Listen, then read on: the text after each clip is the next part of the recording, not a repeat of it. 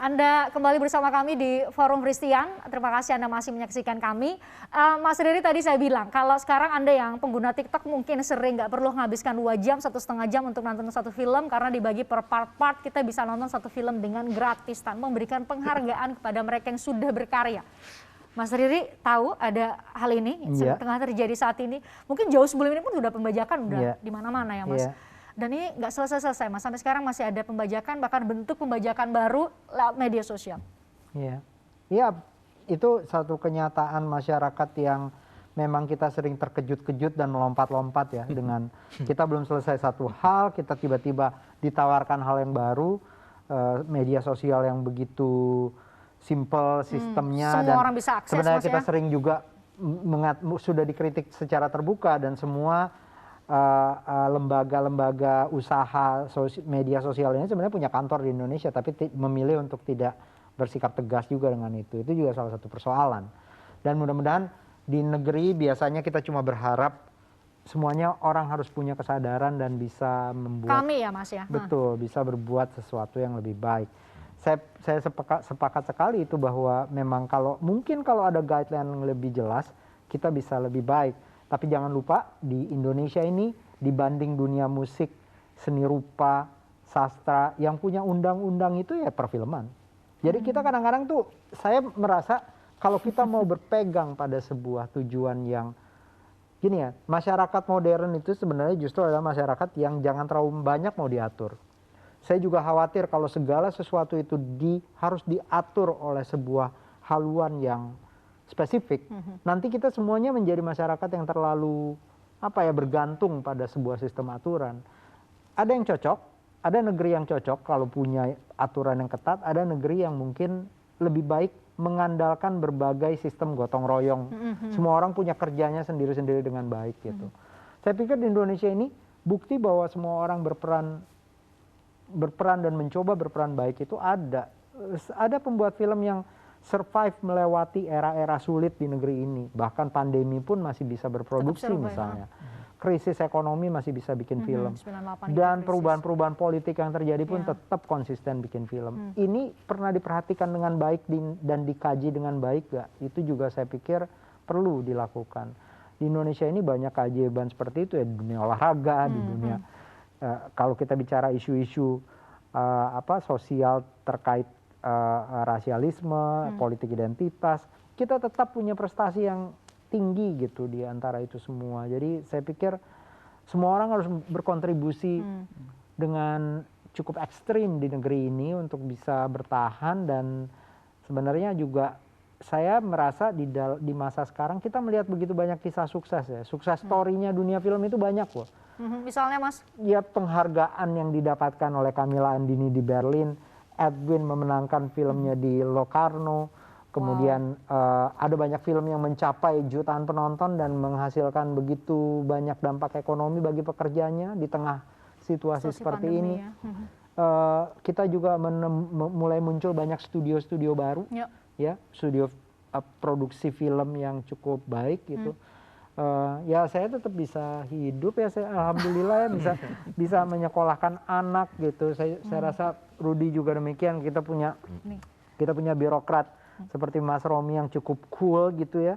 Saya pikir ini kan pencapaian yang juga mestinya kita rayakan dan kita anggap sebagai pijakan kalau mau lebih maju lagi bisa. Saya mengerti pesan Mas Riri ini ya. Di tengah situasi yang sekarang aja, di medan yang sekarang aja, para sinias kita, pelaku industri film kita bisa berlari sangat kencang. Apalagi kalau tracknya diperbaiki sehingga bisa lari lebih kencang lagi gitu ya. Oke, Mbak Olga, saya mau kasih pertanyaan juga dengan konteks yang sama tadi, berbagai tantangan sih. Saya pun mungkin sempit melihatnya dengan melihat misalnya salah satunya adalah pembajakan lewat media sosial. Mungkin Mbak Olga bisa cerita lagi, mungkin tidak hanya itu yang dihadapi, tapi ada masalah atau tantangan lain yang dihadapi saat ini, bisa cerita pada kami? Ya, saya sih setuju tadi apa yang disampaikan oleh Mas Riri bahwa kalau nanti kita terlalu bergantung pada satu badan itu juga bukan sesuatu yang baik gitu. Biasanya ekosistem yang baik itu ekosistem yang terbuka gitu, tidak tergantung pada suatu hal dan tidak terlalu diatur, bahkan ya kita dibantu dalam bentuk regulasi gitu. Misalnya dalam hal pembajakan diharapkan kita dibantu oleh aparat hukum untuk memberantas pembajak ini. Tetapi memang sulit banget saya bisa mengetahui sih. Di sini dihapus, dia muncul lagi tempat lain, di sini dihapus, dia muncul lagi tempat lain, karena mengcopy secara digital itu sekarang sangat-sangat mudah. Katakan YouTube, salah satu platform yang sangat peduli terhadap pembajakan, dia sudah membuat suatu sistem di mana kalau film yang sama diputar di channel lain, dia akan menolak gitu. Tapi ya kadang-kadang filmnya dicepetin, jadi akhirnya Google-nya juga, YouTube-nya juga nggak bisa ngebaca gitu.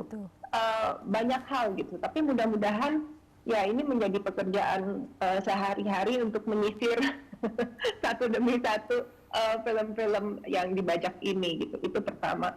Kemudian kalau kedua, sebetulnya seperti saya sampaikan, yang paling penting dilakukan oleh pemerintah itu kan sebetulnya regulasi ya.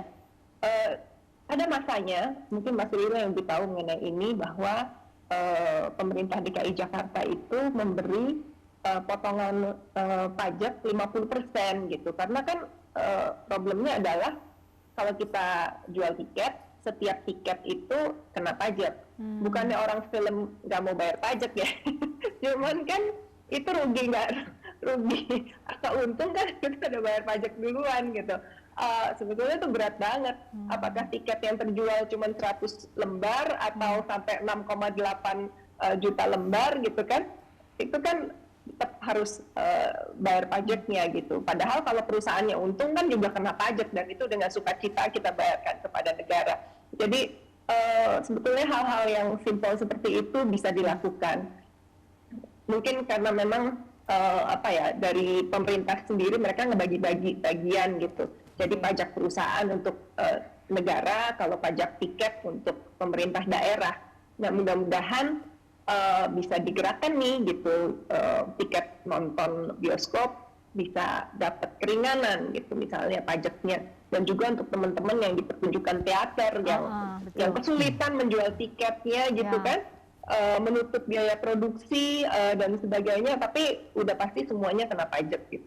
Bukan berarti nggak mau bayar pajak ya, tapi kalau sudah untung kan perusahaannya apapun itu kan harus bayar pajak juga.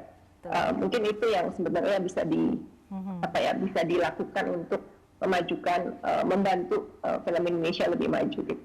Setidaknya kan kalau misalnya profit, karena itu seperti bicara telur dan ayam ya. Kalau profit bisa kemudian melahirkan kembali karya yang bagus juga kemudian diharapkan menghasilkan profit yang baik. Itu seperti tidak bisa memilih tadi apa yang disampaikan oleh Mas Riri.